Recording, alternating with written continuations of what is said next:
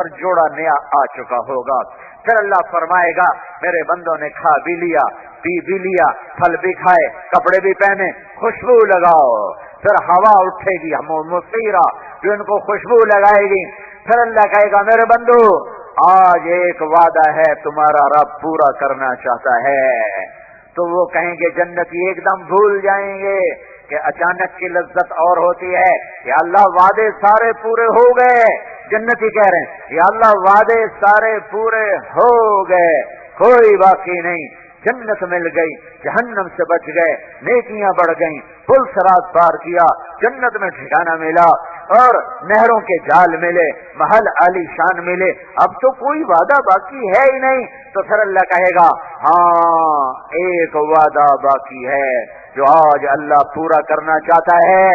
پھر یہ نہیں کہے گا کیا، آگے اعلان کرے گا رضوان رضوان، او جنت کے فرشتے ارفع الحجب بینی و بین عبادی و زواری، پردے چاک کر دے، پردے اٹھا دے، آج میرے بندے میرا دیدار کریں گے، اپنی آنکھوں کو ٹھنڈا کریں گے، آج مجھے دیکھا جائے گا۔ از لذت دیدارش خسرو چتواں گفتن سر دادن جاں دادن جا دیدہ رخ یارے۔ جس رب کو دیکھے بغیر لوگ نیزوں پہ چڑھ گئے، سولیوں پہ چڑھ گئے، آروں سے چر گئے، پانی میں بہ گئے، آگ میں جل گئے اور جانوروں کے آگے بھمبوڑ دیے گئے، آج وہ اللہ وہ اللہ جب سامنے ہوگا تو کیا سرور ہوگا، کیا کیف، کیا مستی۔ وہ اللہ جس کو دیکھے بغیر حسین کا سر نیزے پہ چڑھا ہوا ہے، اہل بیت کے سر نیزوں پہ چڑھے ہوئے ہیں، معصوم عبداللہ بھی پیچھے نہیں رہا ہے، وہ 2 سال کے بچے کا معصوم سا چہرہ مسکراتا ہوا بھی نیزے پہ چڑھا ہوا ہے۔ ہاں ہاں تمہیں کیا خبر اپنی تاریخ کی، تم نے تو دین کو بھی رواج بنا لیا، 10 دن رو پیٹ لیا، 12 دن ربیع الاول کے جلسے کر لیے، اور پھر وہی غفلت وہی غفلت وہی غفلت۔ کیا دین اتنا سستا ہے کہ 10 دن کے رونے پیٹنے سے جنت مل جائے گی، اور 12 دن کے جلسے جلوس اور شعر و شاعری سے جنت اگر ملتی تو یہ آل رسول کا سر نیزوں پہ کیوں چڑھتا، یہ اہل بیت کی بیٹیوں کو بازار میں کیوں گھسیٹا جاتا، ان کے سروں سے دوپٹے کیوں اترتے، ان کی چادریں کیوں پھٹتی، ان کے معصوم بچوں کے سر نیزوں پہ کیوں چڑھتے، حسین جیسے شہزادے کو کیوں گلیوں میں ان کے سر کو پھرایا جاتا، اور ابن زیاد جیسے لعین مردود جسے میں انسان بھی نہیں کہتا میرا منہ کڑوا ہوتا ہے، اس کے سامنے اس حسین کا سر ہے اور وہ چھڑی سے منہ پہ مار رہا ہے، یہاں چھڑی مار رہا ہے، مسلسل مار رہا تھا۔ تو ابو برزہ یا انس کھڑے ہوئے اور فرمایا او بدبخت یہ چھڑی ادھر سے ہٹا، میں نے ان ہونٹوں پہ اللہ کے نبی کے ہونٹوں لگتے دیکھا ہوا ہے، ان ہونٹوں کو نبی کے ہونٹوں نے چوما ہوا ہے، چھوا ہوا ہے، آج وہ سر کٹا پڑا ہے، آؤ پھر وہ جا رہا ہے کٹا ہوا سر ملک شام جا رہا ہے، عاشق کا جنازہ ہے ذرا دھوم سے نکلے، معشوق کی گلیوں میں ذرا گھوم کے نکلے۔ آج آل رسول حسین بن علی، حسین بن فاطمہ بنت محمد صلی اللہ علیہ وسلم کا کٹا ہوا سر شام یزید کو دکھانے کے لیے بھیجا جا رہا ہے۔ جنت سستی ہوتی تو یوں سر نہ کٹتے، یوں سر دھڑ کی بازیاں نہ لگتی، یوں کربلائیں قائم نہ ہوتی۔ یا اپنی تاریخ بدل دو، نئی تاریخ لکھو اور کربلائیں مٹا دو اس میں سے، اور ان کے پاگل ہونے کے فتوے جاری کر دو،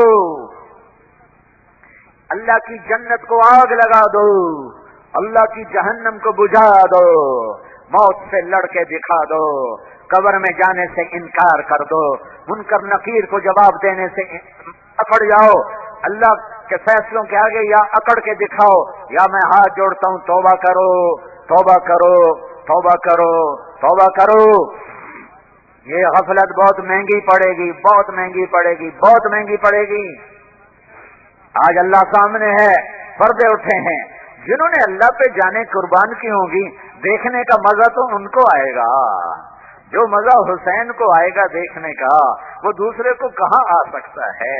جو عبداللہ بن حسین کو، جو ابو بکر بن حسین کو، جو عمر بن حسین کو، جو عثمان بن حسین کو، جو قاسم بن حسن کو، جو علی بن حسن کو، جو محمد بن حسن کو، جو عباس بن علی کو، جو جعفر بن علی کو، جو عثمان بن علی کو، یہ سب اہل بیت کے نام بتا رہا ہوں جو وہاں ذبح کر دیے گئے اور جن کے سر نیزوں پہ، یہ سب آل رسول ہیں، یہ اہل البیت ہیں، اہل البیت جن کے خون کا ایک قطرہ ساتوں زمین آسمان سے زیادہ قیمتی ہے۔ میرے نبی نے کہا حسن حسین جنت کے نوجوانوں کے سردار ہیں اور ان کو ایسے لاڈ لڈائے ہیں میرے نبی نے کہ ایک دفعہ گھر میں تشریف لے گئے اور یوں گھٹنے ہاتھ زمین پہ ٹیک دیے اور گھٹنے بھی ٹیک دیے اور اپنی کمر کو ایسے سیدھا کر لیا اور کہا آ جاؤ آ جاؤ، اپنی سواری پہ سوار ہو جاؤ۔ آگے حسن چڑھ بیٹھا، پیچھے حسین چڑھ بیٹھا اور پورے کمرے میں میرا نبی چکر لگا رہا ہے اور یوں کہہ رہا ہے دیکھا تمہارا اونٹ کتنا زبردست ہے، دیکھا تمہارا اونٹ کتنا زبردست ہے، نعم المطیہ مطیتکما، اپنے اونٹ کو دیکھا ہے کیسا زبردست ہے۔